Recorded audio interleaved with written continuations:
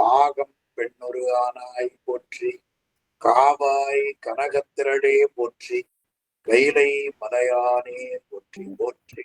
சிதம்பரம் அடியார் பெருமக்களுக்கு அடியனுடைய பணிவு நடந்த வணக்கம். சிவாய சிதம்பரம் ஐயா, ஓதுவமூர்த்தி ஐயா. சிவாய நமையா. சிவாய நமையா. பூபான ராகத்துல வடிவுடை மழுவேந்தி பாடி எங்க உள்ளத்தை உருளைப்படுத்துமையா. சிவாய நமையா. சிற்றம்பலம். வடிவுடை மழுவேந்தி மதகரி போர்த்து பொடியணி திருமேனி பொறிகுழல் உமையோடும் கொடியணி நெடுமாட கூடலையாற்றூரில் அடிகள் இவ்வழி போந்த அதிசயம் அறியேனே. கூடலையாற்றூரில் கொடிகிடை அவளோடும் ஆடல் உகழ்ந்தானே.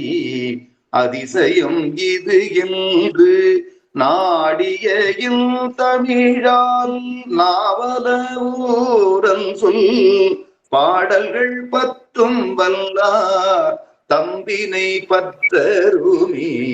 பாடல்கள் பற்றும் வல்லார் தம்பினை பற்றருமே.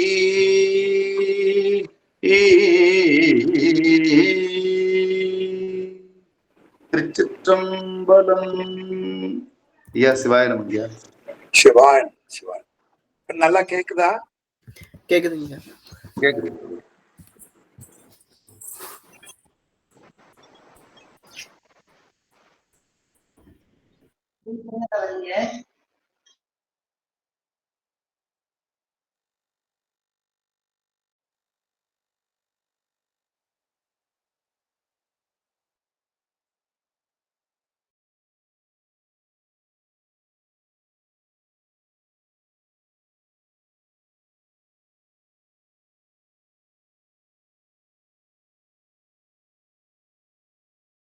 இப்ப கேக்குத பாருங்க. இப்பதான் கேக்குதுங்க. சரி. திருச்சிற்றம்பலம். வன்மை தரும் ஆகமநூல் வைத்த பொருள் வழுவா உண்மை விளக்கம் உரை செய்ய திண்மதம் சேர் அந்தி நிற தந்திமுக தொந்தி வயிற்று ஐங்கரனை பந்தம் அறக்குந்தியுள் வைப்பாம். திருச்சிற்றம்பலம். அடியார் பெருமக்களுக்கு வணக்கம். எல்லாம் வல்ல சிவகாமி அம்மை உடனாகிய அம்பலவான பெருமானது திருவருட் பெருங்கருணையினாலும் அருவான்மும்மை நாயன்மார்களது குருவருளினாலும் பேரூர் மணிவாசகர் அருட்பணி மன்றம் நடத்துகின்ற சைவ பாட வகுப்பில் இணைய வழியில் இணைந்து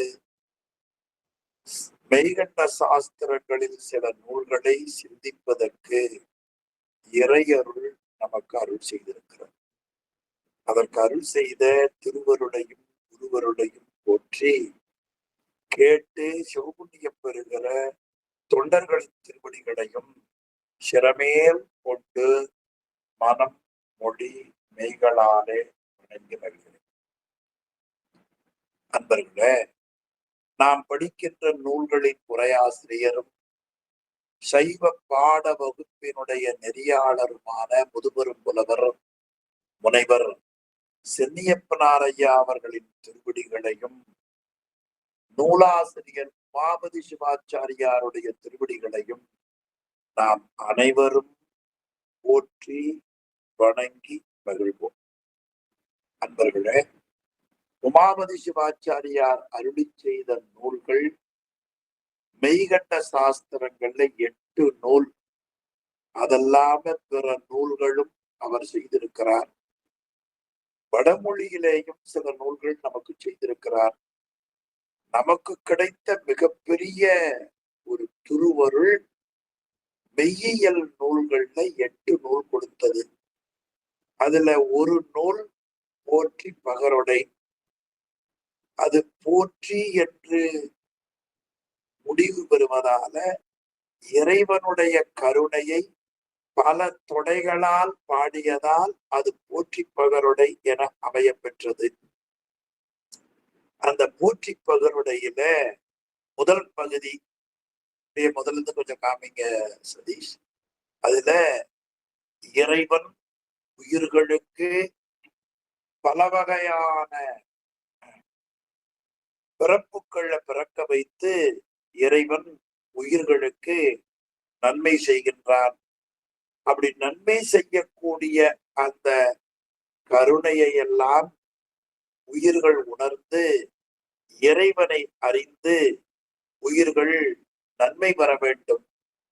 அதனால் அந்த உயிர்கள் பிறவியாகிய துன்பத்தை போக்கிக் கொள்வதற்கு ஏற்ப இறைவன் ஐந்தொழில் திருக்கூத்தை நடனம் செய்கின்றான். ஆக ஆன்மாக்களுக்கு உள்ள பிறவியை நீக்கும் பொருட்டு நடனம் செய்கின்றான். மாமணி சூழ் மன்றுள் நிறைந்து எவரும் தேரும் வகை பிறவி வழக்கறுக்க நின்ற நிறுத்த நிலை போற்றி என்று முதல் போற்றியை காட்டினார். இனி இரண்டாவதாக உயிர்கள் குன்றாத பல்லுயிர். இத ரொம்ப முக்கியம். இந்த பல்லுயிர்ல தொடங்கி இன்னைக்கு படிக்க போற பல்லுயிர் வரைக்கும் உயிர்களுக்கு இறைவன் செய்திருந்த கருணை. இந்த இடம் நல்லா ஞாபகம் வச்சுக்க.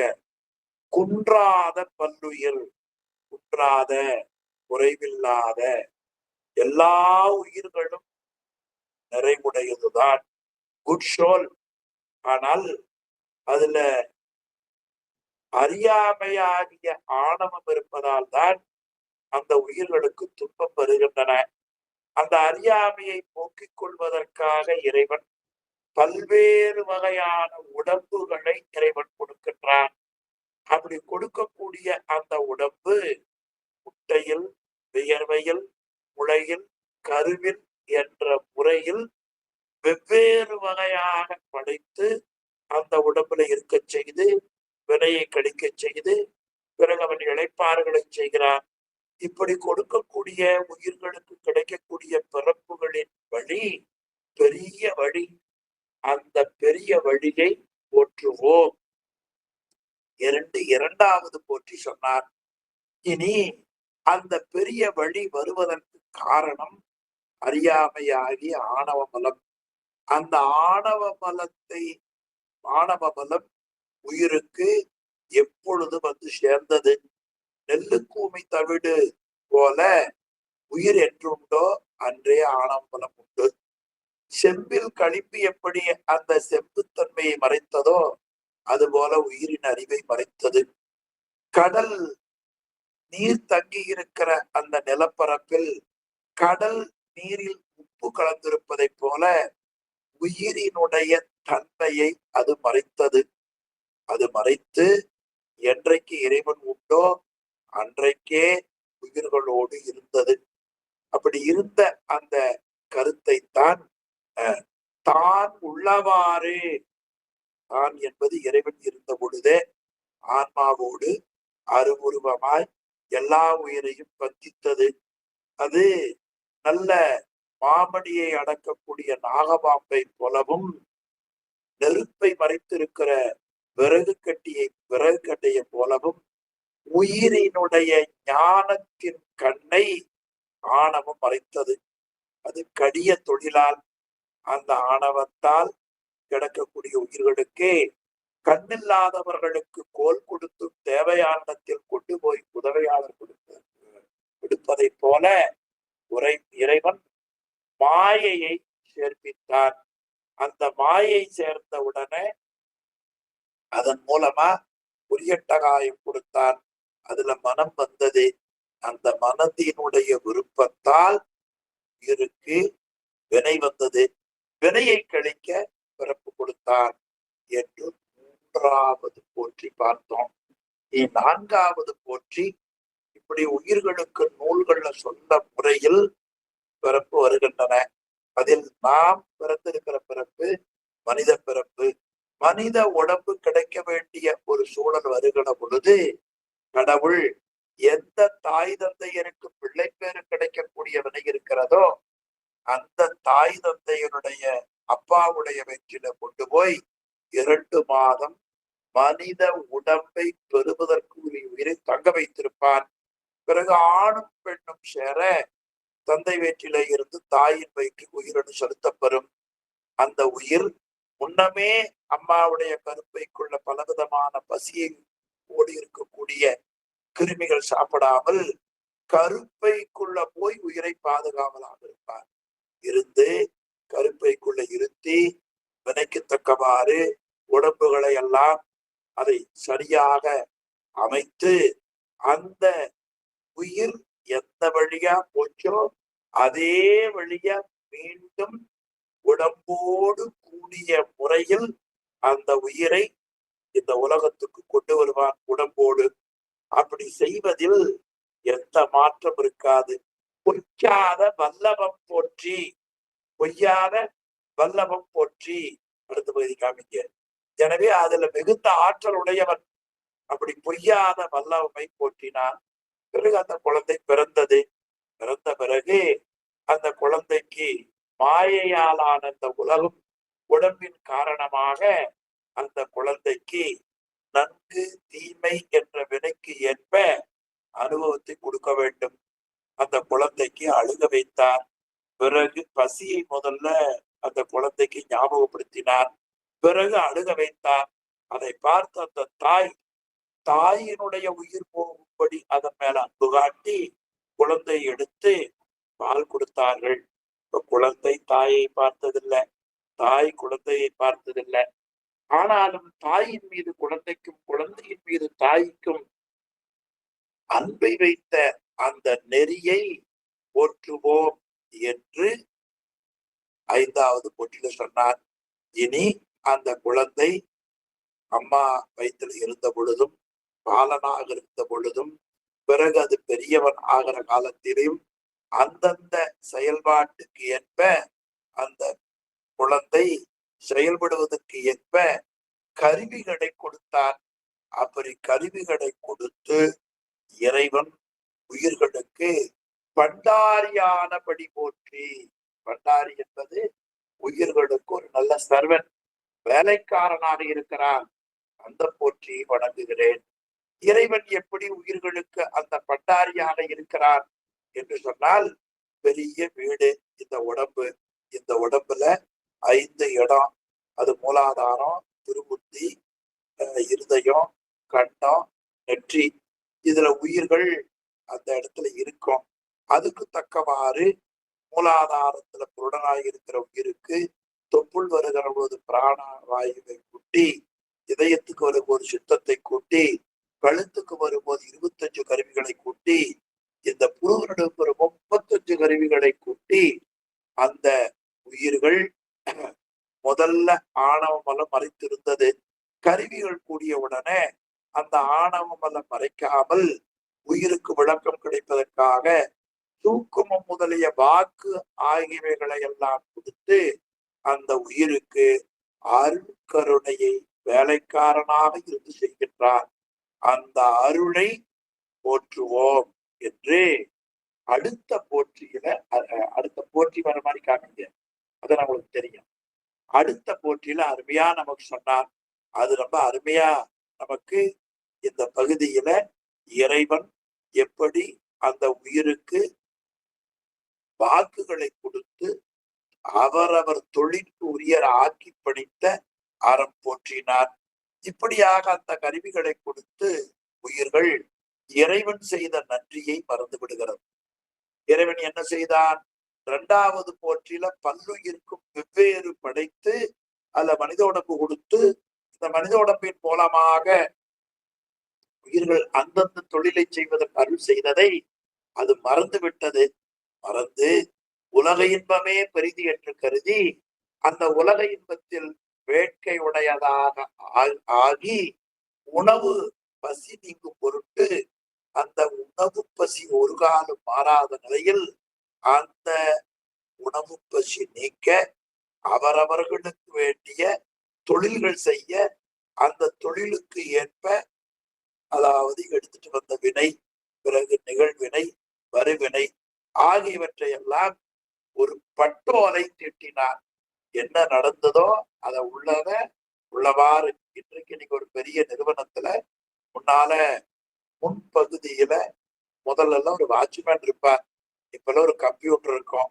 அது யார் உள்ள போறாங்களோ, யார் வெளியே வர்றாங்களோ, அது போட்டாவோட ஸ்கேன் பண்ணி பதிவு பண்ணிடும். இது ஒரு நிறுவனத்துல ஒரு நாளைக்கு நுழைவு வாயில் வழியா போகிறவர்களுடைய ஒரு செய்தி. அது மாதிரி ஒரு உயிருக்கும் இறைவன் பட்டோலை எழுதுவார். ஒரு உயிர்னா என்னங்கிறீங்க?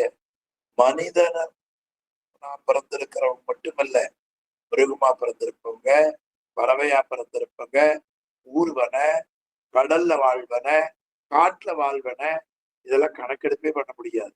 இப்ப நம்மால மனிதனுடைய மக்கள் தொகை கணக்கெடுப்பே இன்னும் நமக்கு சரியா கொஞ்சம் ஒரு டாலரன்ஸ் எல்லாம் வந்திருக்கு. ஆனா கடவுள் உலகத்துல இருக்கிற உரை சேரும் 84,100,000 யோனி வேதங்களுக்கும் அவன் என்ன செய்கிறான்? பட்டோலை திட்டுகிறான். இவ்வளவு பெரிய வேலை பாருங்க. அந்த பட்டோலையை திட்டி எனக்கு வருகிற நன்மை எனக்கே, எனக்கு வருகிற தீமை எனக்கே, இந்த ரெண்டையும் கொடுக்கிற அந்த பெருமானுடைய அந்த ஓரை கணக்கெழுதி வைக்கிற திருவடியை போற்றுகின்றேன் நான். இந்த முறை மனிதருக்கு மட்டுமல்ல, உலகத்திலே இருக்கிற எல்லா உயிர்களுக்கும் இந்த முறையிலேதான் பிறப்புல பிறந்து இன்ப துன்பங்களை அனுபவிச்சு, பிறகு உயிர் போன பிறகு புண்ணியத்தை அனுபவிக்கணும்னா சொர்க்கலோகம் போகும், இன்னும் சில நேரம் நாகலோகம் போகும். இப்படியாக அந்த புண்ணியத்தை அனுபவிப்பதற்கு பாவத்தை அனுபவிக்கிற பொழுது சூழல் வந்தால், உடம்பு விட்டு உயிர் போன உடனே யமதூதர்கள் வேகமா நம்ம வருவாங்க. நம்ம தப்பு பண்ணா கைது பண்ற போலீஸ்காரர் வர்ற மாதிரி எல்லாரும் வருவார்கள். உடனே அவரை கையை பிடித்து தன்னுடைய குருநாதர் யமதர்மராஜா அவரிடத்துல கொண்டு போய் காட்டுவார்கள். அவர் இந்த ஜென்மத்திலேயாவது இனி பிறக்காம பிறகு வழியை தேடிக்கலையா, இன்றைக்கும் இல்லையோ பாவி என்று அந்த நேரத்துல யமதர்மன் அறிவுரையை சொல்லி, சரி இவன் செய்த அந்த குற்றத்துக்கு ஏற்ப இவன் திருந்துவதற்காக தண்டனையை கொடுங்கன்னார். இப்ப தண்டனை என்பது பழி எடுப்பதற்காக அல்ல, தண்டனை என்பது திருந்துவதற்கு ஒரு சந்தர்ப்பம் என்று இறைவன் அந்த ஆணை வழி செயல்படுகிற தர்மராஜா தன் தூதரிடத்துல இவனை கூட்டிட்டு போங்க, என்னையும் சொல்லுவாங்க, கொலை சொல்லுவாங்க. ஆனா இந்த ஜென்மத்துல நரகத்துக்கு போற வாய்ப்பு இல்லை. எங்க வாய்ப்பு இல்லைன்னு அடுத்த நம்ம பார்க்க போறோம். அப்படி நரகத்துல போய் என்னென்ன துன்பங்கள், அந்த துன்பத்தை போய் திரும்பி பார்க்கணுமா? ஒரே வரையில் சொல்லிட்டா ஐயோ அது சொல்லவே முடியாத அந்த கொடுமை. அவ்வளவுதான். அந்த நரகம் வேணும்னு நீங்க படிச்சு பார்த்துக்க எல்லாம் செய்து, பிறகு அந்த நரகத்துல என்ன சாமி, நம்ம இறைவன் கருணாமூர்த்தியாச்ச, அவர் இதையெல்லாம் எப்படி பார்க்கிறார் என்று சொன்னா, உனக்கு புரியலப்பா. உன்னுடைய உடம்ப வைத்து கொண்டு நீ வாழ்க்கை வாழ்த்து கொண்டிருக்கிற, உன் உடம்புல ஏதாவது ஒரு வேண்டாத ஒரு கட்டியோ அல்லது கண்ணுல படலமோ மறைச்சிருச்சுன்னா, காசை கொடுத்து வட்டிக்கு வாங்கியாவது மருத்துவமனைக்கு போய் அந்த கட்டியை நீக்குவார்கள், வேண்டாதவற்றை நீக்குவார்கள்.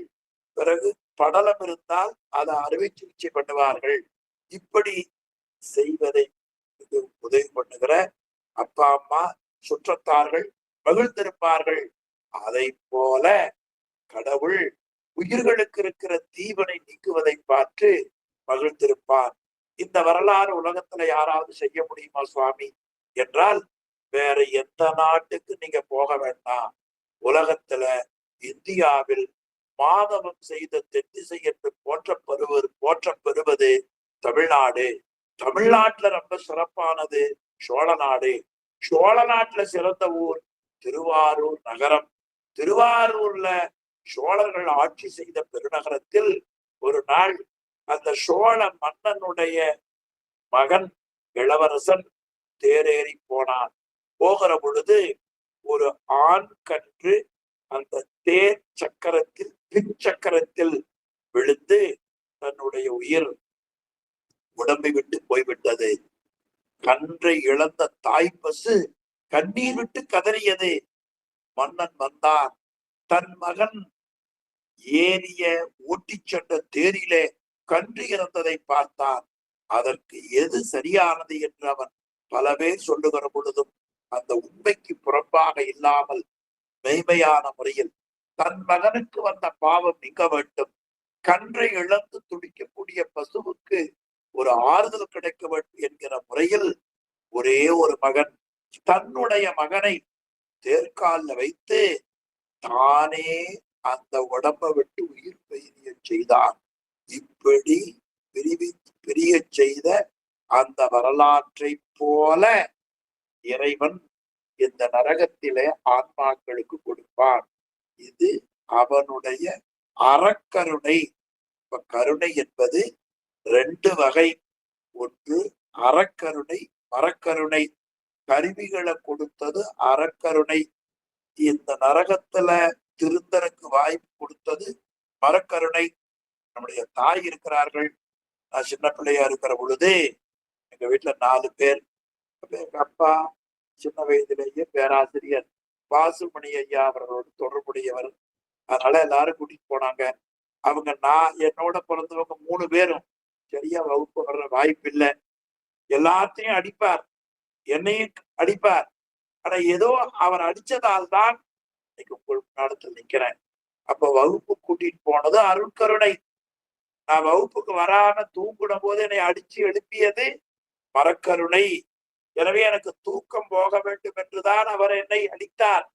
எனவே அது மரக்கருணை. இப்படியாக உயிர்களுக்கு அவரவர்கள் செய்த வினையை இறைவன் நீக்குவான். இந்த இருவினை காரணமாக வருவது. இந்த இருவினையைத்தான் நாம படிக்க போக பகுதியில காட்டுகிறார். இந்த இருவினையில எல்லா உயிர்களுக்கும் வரும். அடுத்தது காமிங்க அப்படியே கொஞ்சம். பிறகு இந்த இருவினையை இறைவன் ஊட்டுவிப்பான். ஊட்டுவித்து இப்ப நமக்கு எல்லாம் முதல் இப்ப நமக்கு சென்னைப்பனார் ஐயா முதல் என்ன வருது நல்லா படித்தவர். அந்த ஐயாவுக்கு மேல போனீங்கன்னா நூலாசிரியர், நூலாசிரியருக்கு மேல போனா சில உரையாசிரியர், அப்படி கடைசியா போனா யாரு? சிவபெருமான் ஒருவர் தான். சிவபெருமானுக்கு வேற ஒருத்தரும் இல்லை. அப்படி அந்த தனக்கு முதல் என்றில்லாத முதலில்லாத ஒருவன் சிவபெருமான். அவனுடைய கருணையினால் அவரவர்கள் செய்த வினைக்கு ஏற்ப எந்தெந்த பிறப்புல எந்தெந்த உலகத்துல எங்கெங்க இருக்கணுமோ அப்படி எல்லாம் பிறக்க வைப்பான். அப்படி பிறக்க வைத்த பிறகு கொஞ்சமா அந்த உயிருக்கு நல்லது வந்து இனிமேல் நரகம் சேராத நெறியை காட்டுவான். இப்பதான் நரகத்தை படிக்க வேண்டாம் சொன்ன இல்லைங்களா? நரகம் சேராது. இறைவனுடைய கருணையை உணர்ந்தவர்களுக்கு நரகம் ஒருபோதும் வாராது. அது அருமையா காரைக்கால் அம்மையார் அற்புதம் திருவந்தாதில காலனையும் பெற்றோம் கடு நரகங்கள் கைகளற்றோம் என்ற பாடலால் நாம் அறியலாம். அப்படி நரகம் போகாம இந்த உயிருக்கு நல்ல நெறி எய்துவதோர் காலம். நல்ல நெறியாவது பேரின்பம், முத்தி, வீடு பேரு, அது நல்ல காலம். அது வந்த உடனே அது எப்படி தெரிந்திருக்கிறது? இறைவனை பற்றி அறிந்த உணர்ந்த அன்பர்கள். அவர்தான் அன்பர். உலகத்துல அன்புடையவர் என்றால் சிவபெருமான் ஒருவர்தான். அவர்தான் உயிர்களுக்கு அன்பை வளர்க்கிறார். பல இடங்கள்ல பார்த்திருக்கிறோம். அன்பை பெருக்கி எனது ஆறுயிரை காக்க வந்த இன்ப பெருக்கு.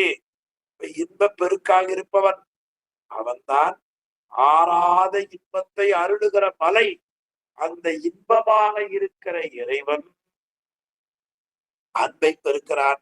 எனவே அந்த இறைவன் மேல அன்புடையார் அந்த அன்பரை கண்டு இந்த உயிர் கொஞ்சம் மகிழ்ச்சி அடையும். அந்த மகிழ்ச்சியின் காரணமா அதாவது ஒரு வணங்கணும், அவர் சொல்றதுல கொஞ்சம் கருத்து இருக்கிறது என்று எண்ணி அதன் மூலமா நாம் நல்ல புத்தி உய்யும் நெறி கொஞ்சமா அந்த உயிர் கிடைக்கும். அப்படி கிடைச்ச பிறகு அது ஒரு உதாரணம் காட்டுறார். நல்ல ஒரு தேன் கிடைக்கிறது. அந்த தேன் எதிலிருந்து வருகிறது? மலர்ல இருந்து வருகிறது. மலர் எதுல வந்தது? செடி. அப்ப அந்த செடி எங்க வளருகிறது? நல்ல பூமியில. அப்ப நல்ல பூமியில, நல்ல மண்ணுல ஒரு விதை வச்சா அந்த விதை வளர்ந்து அது புழுக்கடிக்காம பாதுகாக்கப்பட்டா ஒரு பூ பூத்து அது அரும்பாயி, பிறகு மொட்டாயி, பூ பூத்து, பிறகு அது அப்படியே என்ன வந்து சேரும்? அப்படியே அந்த தேன் கிடைக்கும். அப்ப தேன் கிடைக்கிறதுக்கு முன்னமே என்னென்ன வேணும்? நல்ல பூமி வேணும். அது மாதிரி நல்ல பிறப்பிலே ஒரு இறைவன் பிறக்க வைப்பார். அப்படி பிறப்பித்து அந்த உயிர்கள் இது நல்வினை, இது தீவினை, இந்த ரெண்டையும் நாம் ஒன்னா பார்க்க வேண்டும். இந்த வினை நமக்கு இறைவன் நாம் செய்தது நமக்கு கொடுக்கிறான் என்பதை உணர அறிவு வரும். அது வரைக்கும் வினையாவது சாமியாவது அது மூடத்தனம். இப்ப கூட தமிழ்நாட்டுல ஒரு சின்ன சர்ச்சை நடந்து கொண்டிருக்கிறது. ஒரு பள்ளியில, அரசு பள்ளியில வினை கொள்கையை ஒருத்தர் பேசி அவர் மேல தவறுதலான செய்திகளை சொல்லிவிட்டார்கள். அப்படி அந்த வினை ரெண்டும் ஒன்னா பார்க்கிற மனநிலை வரும். இது அன்புலதான் வருங்க. அன்பு இருந்தால் ரெண்டையும் ஒன்னா பார்க்கிற நிலை உங்களுக்கு வரும். அப்படி வந்த பிறகு அந்த உயிர்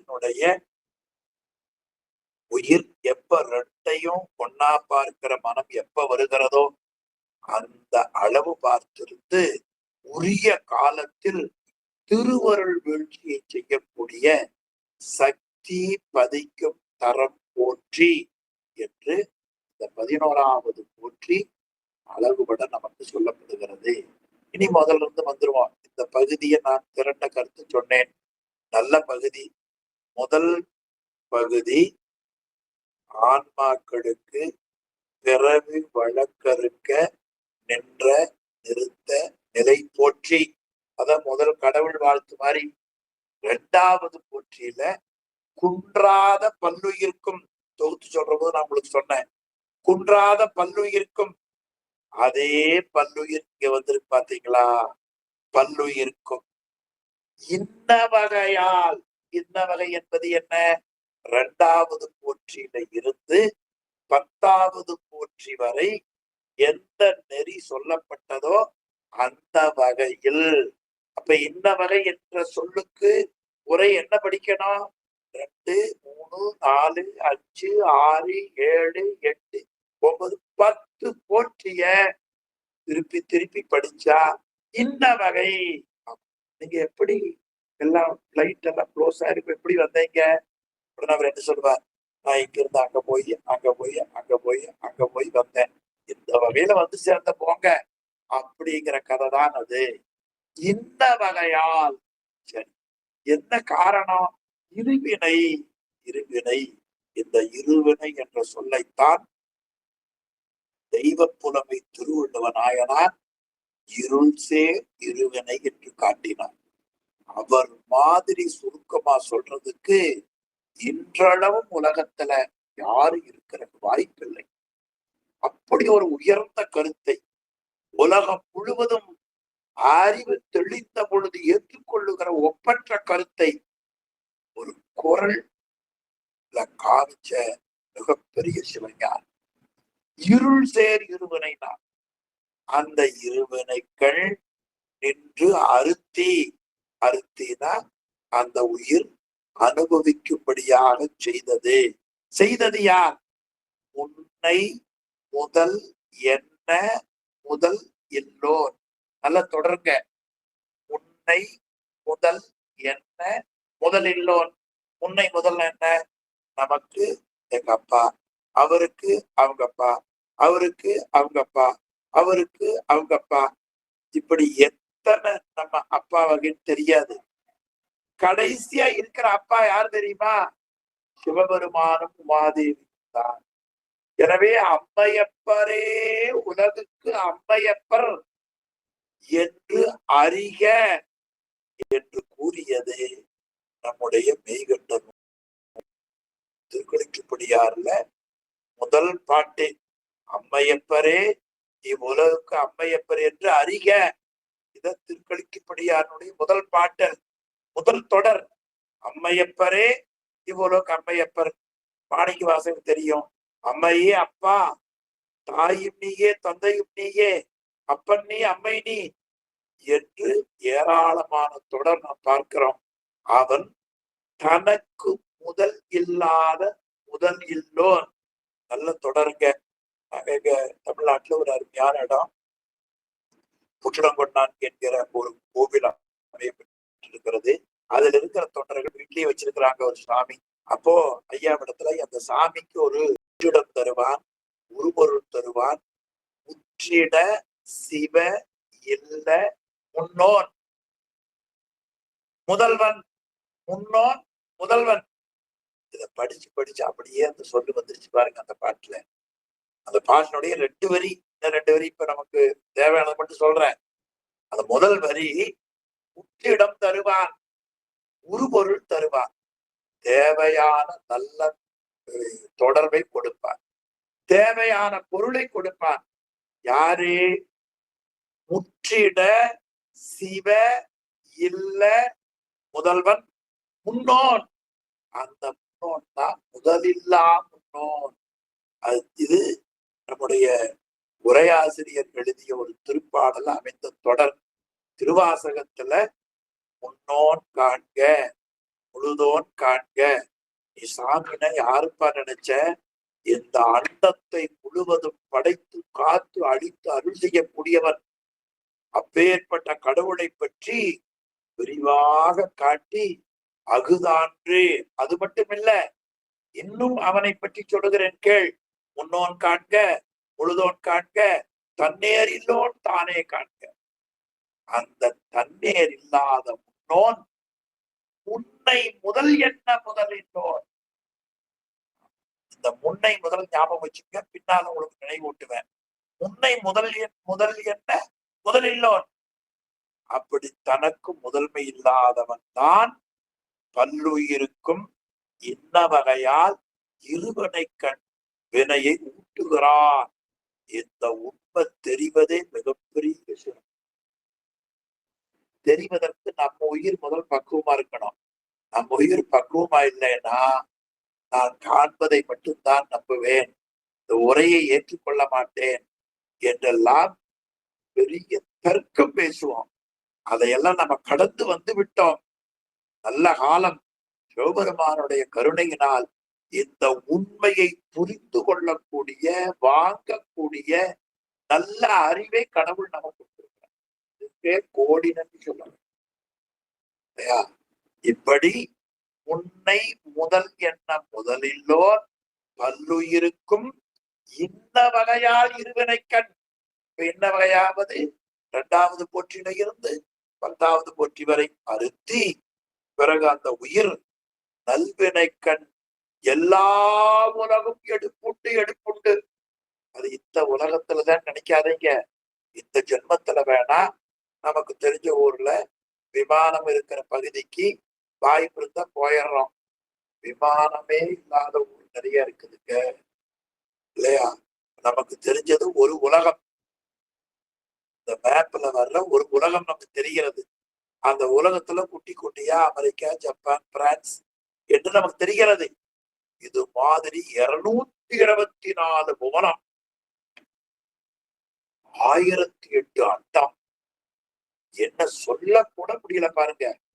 எண்ணி பாருங்கள், நம்ப முடியாது இல்லையா? ஆனால் அதுக்கு நல்லா அருமையா ஒரு மேற்கோள் சொன்னார் எங்க ஐயா. எங்க ஐயா நம்ம ஐயா தான், உங்களுக்கு ஐயா தானவரு. அதனால எங்க ஐயானா நீங்க சிரமப்பட சொல்லி பழகிடுச்சு.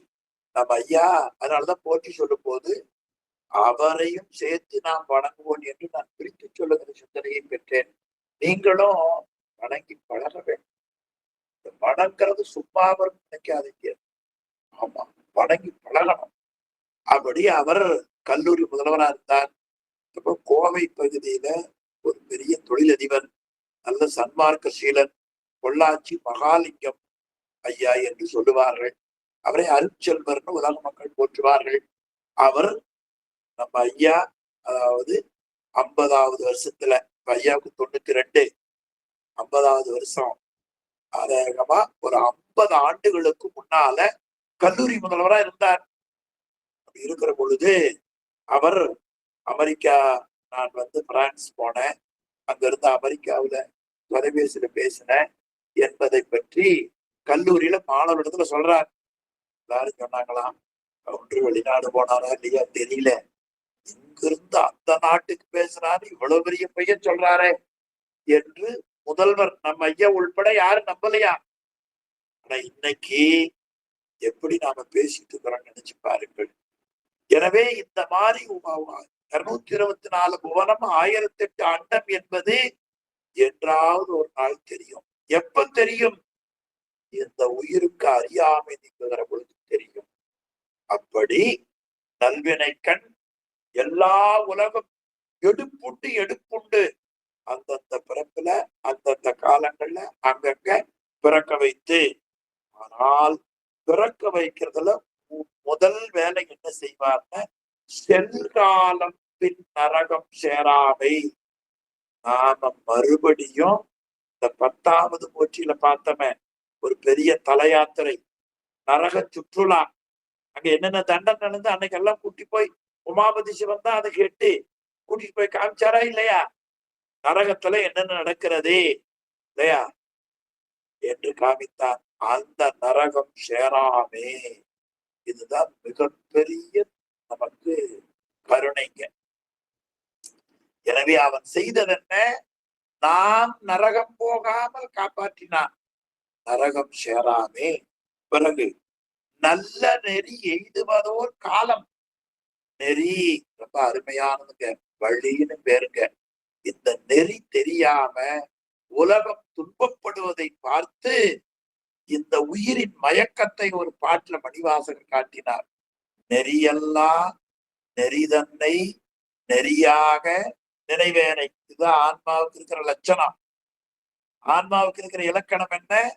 நெறியெல்லாம் நெறிதன்னை நெறியாக நினைவேனை. அப்ப இதெல்லாம் நெறி இல்லையா சாமி? இது ஒட்டு மொத்தம் ஒரு பேர் வைத்தார். இவையெல்லாம் சிறுநெறி. இவையெல்லாம் சிறுநெறி, அதாவது சிறிய இன்பத்தை கொடுக்கக்கூடிய நெறி. நீ போக வேண்டிய நெறி பெரு நெறி, பேரின்பம். அது ராமலிங்க அடிகளார் காட்டினார். பெரு நெறி பிடித்து ஒழுக வேண்டும்.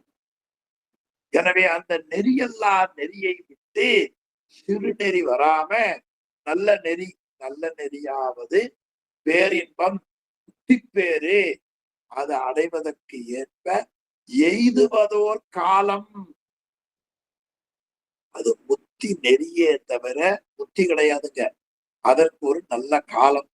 ஆமா, இப்ப எல்லாரும் ஜோசி பாக்குறாங்க, நல்ல காலம் எது கெட்ட காலம் எதுன்னு. இதுதான் நல்ல காலம். எது நல்ல காலம்? தன் அன்பரை கண்டு இன்புறுதல். இந்த தன் என்பது என்ன தெரியுமா? சிவபெருமான் பொருளுங்க. இந்த தன்கிறது எங்க வந்தது தெரியுமா? தான் உள்ளவாறே உண்டாய். 3வது போற்றி மட்டும் காமிங்க, அப்பதான் தன்னுக்கு அவங்க பொருள் தெரியும். 3வது போற்றியில பாருங்க, அறியாமையில நினைவில் கொள்ள வேண்டிய பகுதி. சுவாமியினுடைய கருணை சாதாரண சொல்லக்கூடாது இல்லையா? அதற்காக நான் காட்டுகிறேன். ஒரு இடத்தை மட்டும் பார்த்துருவோம், இதை பொறுத்துக்க. இந்த தான் ஆகிய இறைவனை உங்களுக்கு உணர்த்த வேண்டும் என்பதற்காக, மன்னிக்கவும், நினைவூட்ட வேண்டும் என்பதற்காக நான் சொல்லுகிறேன். பாருங்க, நெல்லு குமித விடு நீடு செம்பில் கழிதமும் தொல்லை கடல் தோன்ற ஒவ்வொரும் எல்லாம் ஒருமுடையொப்பாய் தான் உள்ளவாறு உண்டாய். இறைவன் என்னைக்கு உயிரை விட்டு பிரியல, அன்னைக்கே இந்த ஆணவம் வந்துருச்சு. அங்க தான் உள்ளவாறு நான் இறைவனை மீண்டுங்க 11வது போட்டி வருவோம். மீண்டும் பழைய எடுத்துவாங்க. ஆமா, தன் நண்பர். அங்க தான் தன் நண்பர். அந்த சிவபெருமானுடைய அன்பர். அவரை பார்த்த உடனே, ஆஹா, நான் இத்தனை நாள் சிவபெருமான் தலைவர் தெரியாம வாழ்ந்துட்டேன். நீங்கெல்லாம் எத்தனை நாளா அவர் தப்பு செய்றீங்க, நீங்கெல்லாம் சீனியர் சிட்டிசன். எனவே உங்களை பிடித்தால் நாம் அங்க போயிடும். நம்ம டீம்லயே ரொம்ப சீனியர் சிட்டிசன் ஆறு நம்முடைய உரையாசிரியர் முதுபெரும் புலவர் தான். Senior citizen. அவர் என்ன ஆக்க பாக்குறாரு? அவரை போல நாம் ஆள வேண்டும் என்று கருணை திருநோக்கம் செய்கிறார். அதனால் அன்பரை கண்டு நம்முடைய மனம் மகிழ்ச்சி அடையணும். ஏன் மகிழ்ச்சி அடையணும்? இதுவரை தெரியாமல் இருந்து விட்டோம். இந்த இறைவன் தான் இவையெல்லாம் செய்கிறான் என்று மகிழ்ச்சி அடையும். இன்புறுதல் உய்யும் நெறி சிறிதே உண்டாக்கி, ரொம்ப கொஞ்சமா தான் கிடைக்குமா? அது அருமையா குமர குருபரர் கந்தர்கலி வெண்பான்னு ஒரு நூல், ரொம்ப அருமையான நூல். முருகனை பற்றி பாடியது. வாய் பேச இல்லாம இருந்த குழந்தையா இருந்த குமர குருபரர் முருகப்பெருமானுடைய திருவருளால் வாய் பேச தொடங்கிய பொழுது பூமேவு செங்கமல புத்தேடும் என்று தொடங்கிய அருமையான பாட்டு. வாய்ப்பு இருக்கிற பொழுது கலிவெண்பாவை மாதம் ஒரு முறையாவது பாராயணம். கந்தர கலிவெண்பாவை மாதம் ஒரு முறை, ஒரு 6 மாசத்துக்கு ஒரு முறை, வருஷத்துக்கு ஒரு முறை, அதை ஏதேனும் ஒண்ண பின்பற்றுங்கள். மிகுதியான பலன் கிடைக்கும். வாக்கிங் போனா உடம்பு சரியா இருக்குன்னு சொன்னா அதை நம்ம கடைபிடிக்கிறோமா இல்லையா? கட்டாயம் செய்யணும்.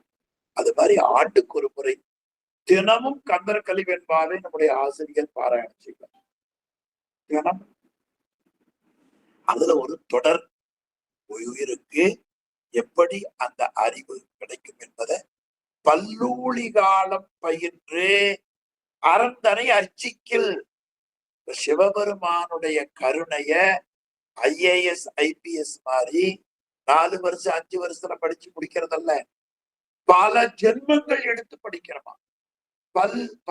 பல் ஊழி காலம். அப்பதான் இறைவனுடைய கருணையை உணரக்கூடிய கெப்பாசிட்டி வரும். பயின்று அப்படின்னு என்ன அர்த்தம்? இந்த இணைப்புல இந்த ஒரு வகுப்புல இணைஞ்சிருக்கிறோம். அப்ப நாம் உடம்புல உயிர் இருக்க வரைக்கும் இந்த நூல்களை படித்துக் கொண்டே இருக்க வேண்டும், சிந்தித்துக் கொண்டே இருக்க வேண்டும். இப்ப இணைந்ததே பல பிறப்பினுடைய தொடர்ச்சிதான். பல்லூழி காலம் பயின்று படிச்சதுக்கு அப்புறமா டியூட்டி பார்க்கணும். என்ன டியூட்டி? சாமியா அர்ச்சனை பண்ணணும். பல்லூழி காலம் பயின்று அறந்தனை அர்ச்சிக்கில். நீ அவன் அடியாரையும் இறைவனையும் வழிபாடு செய்வாயானால் நல்லூள் சற்றே நகும். நல்லூள் சற்றே நகும். சிறிதான் கிடைக்குமா? அதான் சிறிதே உண்டாக்கி. இந்த வருகிற சொல்ல அப்படியே குமரகுருவர் கையாண்டிருக்கிறத பார்க்கிறோம். சிறிதே உண்டாக்கி. என்ன நெறி? உய்யும் நெறி. உய்யும் நெறி எது? நல்ல நெறி. நல்ல நெறிதான் எது? உய்யும் நெறி. உய்யக்கூடிய நெறி எது? நல்ல நெறி. அதை இறைவன் உண்டாக்குவான். அது எது போலன்னா நல்ல உவமை. பையவே மட்டாய் மலராய் வருநாளில் முன்னை நாள் மொட்டாய் உருவா முறை போல. ஆமா, மட்டு. மட்டுனா தேன் அர்த்தம். அம்மாவுக்கு மட்டுவார் குழலி என்று பெயர். எங்களது நல்ல நெறிப்படுத்திய ஒரு தொண்டர் ஆமா லட்சுமிராஜ் ஐயா அவர்கள், விழாசிரியர், அவருடைய பிள்ளைக்கு இந்த பெயர். அது மட்டாய், மட்டத்தேன். அந்த தேன் கிடைப்பதற்கு மலர் முக்கியம். மலர் வருகிற நாளுக்கு முன்னை நாள். முன்னை நாள்னா அது செடியா இருந்தது, அந்த செடி நாத்தா இருந்தது. நல்ல பூமியில வச்சு உரம் போட்டு தண்ணி ஊத்தி அப்படியே கொஞ்சம் கொஞ்சமா அந்த செடி வளர்ந்தது, தளிர் விட்டது, பெரிய செடி ஆச்சு, நல்ல வளமா இருக்குது. பிறகு அது அரும்பாச்சு, பிறகு மொட்டாச்சு, பிறகு மலராச்சு, தேன் கொட்டுச்சு. இப்ப தேன் கிடைக்குதுன்னா அந்த செடியினுடைய முன்னை நிலை எண்ணி பாருங்கள். அது போல பையவே கொஞ்சம் கொஞ்சமா, ரொம்ப டோஸ் அதிகமா கொடுக்க மாட்டார். பைய வேணா மெதுவான அர்த்தம். நாம என்ன நினைப்போம்? உடனுக்குடன் கண்ணு முன்னால அவனுக்கு தண்டனை கிடைக்க நினைப்போம். அது நம்ம புத்தி. ஏன்னா நமக்கு என்ன இருக்குதுன்னா, அவனை பழி எடுத்தாத்தான் நெஞ்சு அமைதியாகும். அவன் உங்களுக்கு அதெல்லாம் தெரியாது. தெரிஞ்சதா நீங்க அமெரிக்கா போயிருக்க மாட்டீங்களா? எனக்கு அது நல்லா தெரியும். உடனே அவசரப்படக்கூடாது. சரி, சாமி இருக்கிறார், அவருக்கு தெரியாத நியாயமா நமக்கு தெரியும், அமைதியா இருப்போம் அப்படிங்கிற அறிவு வர்றதுக்கு என்னையப்பனார் கால கழுவி பிடிக்கும். ஆமா, சில நேரம் அவரையே தூக்கி வச்சுட்டு போயிடும். அது கிடக்குது போய் என்ன கிடக்குது. அவர் சொன்ன பையவே என்ன சொல்லு பாருங்க. இது அப்படியே ஞானசம்பந்தர் தேவாரத்துல பையவே சென்று பாண்டியற்கு ஆகவே, இவ்வளவு பெரிய தொடர். இந்த தொடரை உணரக்கூடிய அறிவை இந்த ஜென்மத்தில் நாம் என்ன பெரிய பேரு. பையவேங்கிற சொல்லுக்கு இந்த இடத்துல வைத்து இப்படி பகுடத்தை பார்க்கணும். பையவே மட்டாய் தேன். தேன் கிடைக்கிறதுக்கு என்ன மூலம்? மலராய். இப்ப மலர் வரும் நாளுக்கு முன்னை அந்த மலருக்கு முன்னால என்ன? மொக்கு. மொக்குக்கு முன்னால அரும்பு. அரும்புக்கு முன்னால செடி. செடிக்கு முன்னால சின்ன நாத்து.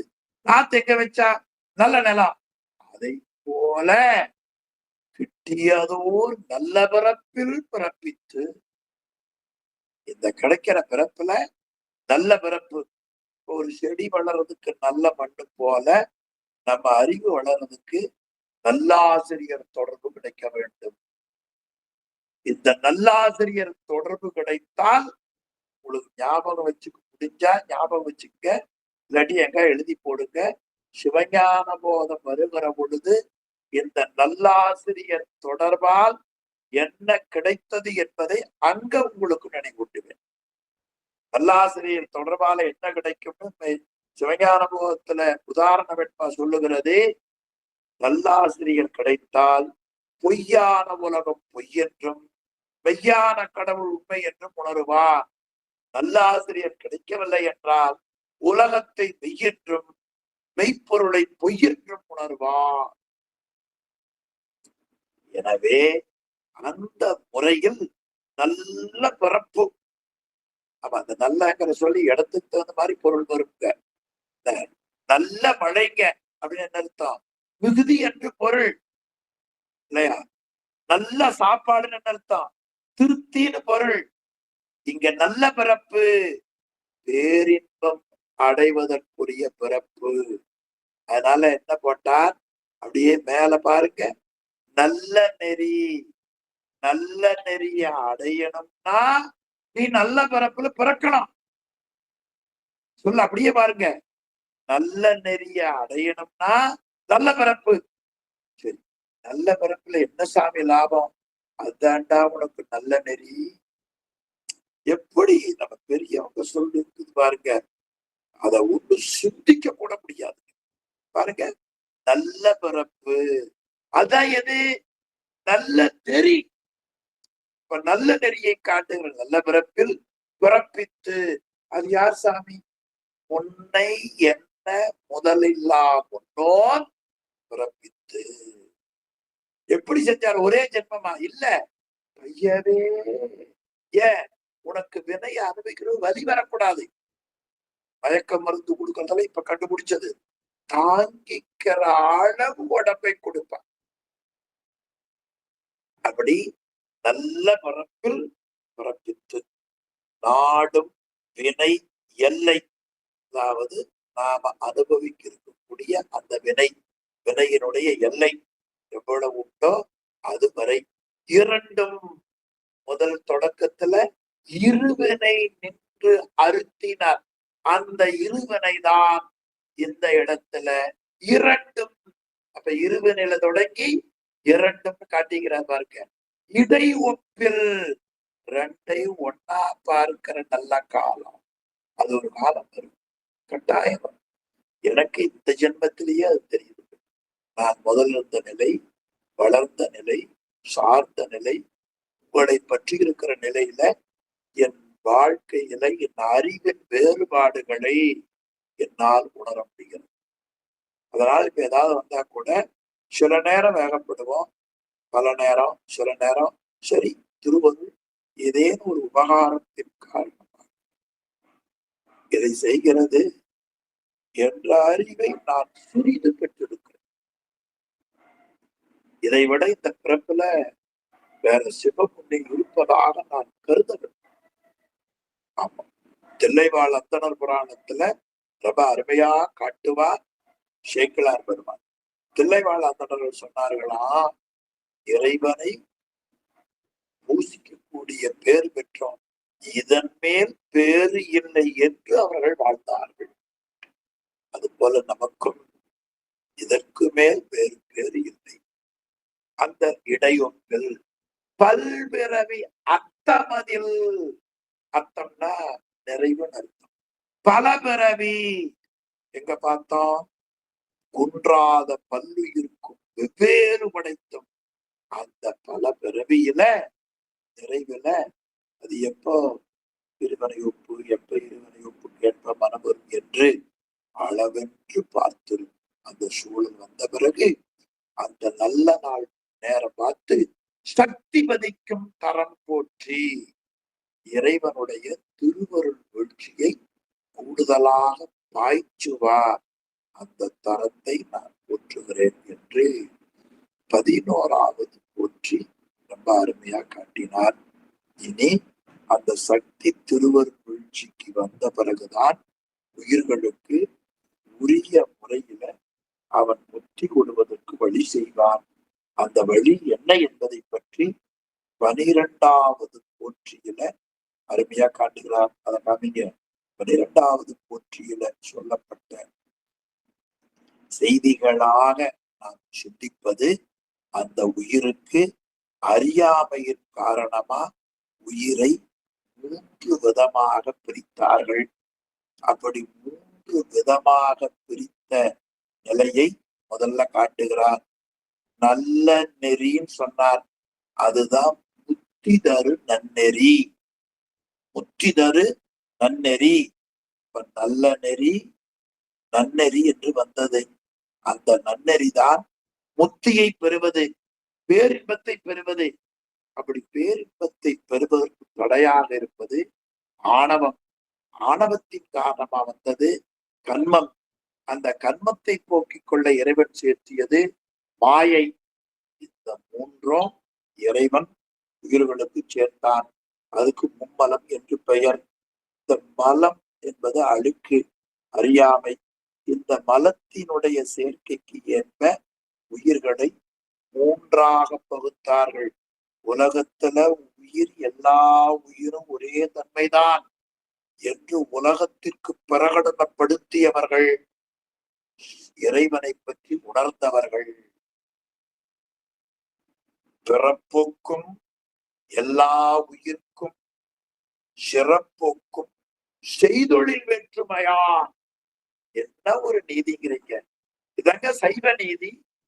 பிறப்புக்கும் எல்லா உயிர்க்கும் இறப்புக்கும் செய்தொழில் வேற்றுமையா. அந்த முறையில உயிரை பெருக்கல.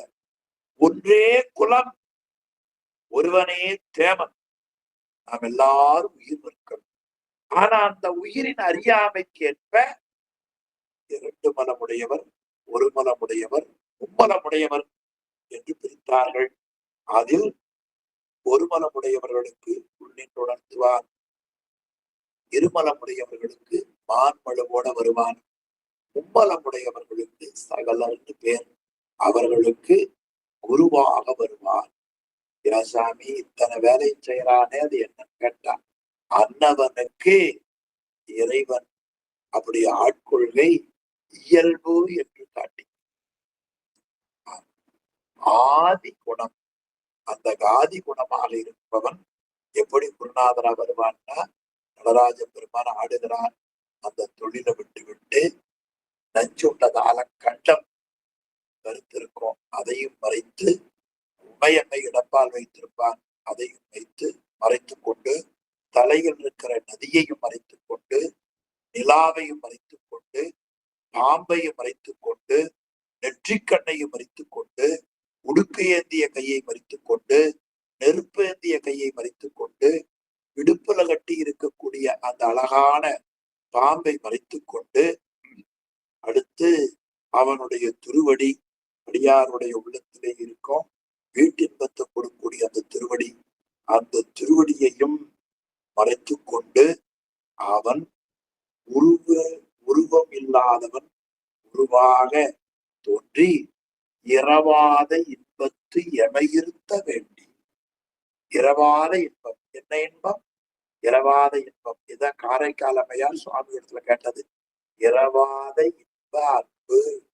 அந்த இரவாத இன்பத்து எமை இருத்த வேண்டி என்னை கொண்டு போய் அதுல சேர்க்க வேண்டும்.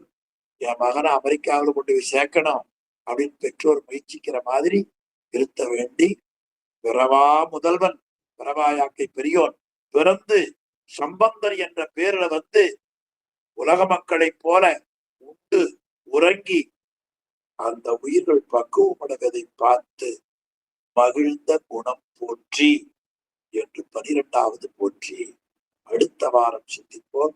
அடுத்த வாரம் ஞாயிற்றுக்கிழமை 8 மணியிலிருந்து 9 மணி வரை வகுப்பு வைத்துக் கொண்ட திருவர் கூட்டி வைத்திருக்கிறது. 6:45 நான் அதை கொஞ்சம் பார்த்துட்டு சதீஷோடு சொல்லிவிடுகிறேன். இந்த வாரம் ஞாயிற்றுக்கிழமை எப்படி வாய்ப்பு இருந்தால் அதை அமைத்துக் கொள்ளுங்க, திங்கட்கிழமை வைத்துக் கொள்வேன் என்று சொல்லி இந்த அளவில் இன்றைய வகுப்பை நிறைவு செய்வோம். சிவாய நம. அனைவருக்கும் அடியேனுடைய தண்டனிட்ட வணக்கம். சிவாய. இது 11வது போற்றிங்கயா. 11வது போற்றி தான் இப்போ அடுத்த வாரம் பார்க்க வேண்டியதுங்கய்யா. அடுத்ததான் 11வது. இதை 10வது போற்றி இல்லைங்க, இன்னைக்கு வகுப்புல பார்த்தது 10வது போற்றிங்கயா. இப்ப பார்க்க போறது 11வது போற்றிங்க. மிகவும் மகிழ்ச்சி. அப்போ 9வது போற்றி மரக்கருணை, 10வது போற்றி சக்தி தரம் வைத்தல், 11வது போற்றி மகிழ்தல். மிக மகிழ்ச்சி. சிவாய சிவாய. சிவாய நமங்கய்யா. சிவாய. ஐயா நிக்கலானே இந்த போற்றி வகுப்பு முடிஞ்சு புத்தகம் கொண்டு வரல, அதனால அவர் காமிச்சத நெத்தியில பூசிக்கிற திருநீர் சொன்ன வார்த்தையை முறையில் சொல்லிவிட்டேன். சிற்றம்பலம். வாழ்க அந்தணர் வானவரானினம் வீழ்க தள் பூனல் வேந்தனும் ஓங்குக ஆழ்க தீயதெல்லாம் அரண்நாமமே சூழ வையகமும் துயர் தீர்கவே. திருச்சிற்றம்பலம். தென்னாடுடைய சிவனே போற்றி, எந்நாட்டவர்க்கும் இறைவா போற்றி, ஏகம்பத்துரையந்தாய் போற்றி, பாகம் பெண்ணுருகானாய் போற்றி, காவாய் கனகத்திரளே போற்றி, கையிலை மலையானே போற்றி போற்றி. திருச்சிற்றம்பலம். சிவாய நமங்க. திருவடி கொணம். சிவாய சிவாய நமங்க ஐயா. திருச்சிற்றம்பலம். சிவாய நம.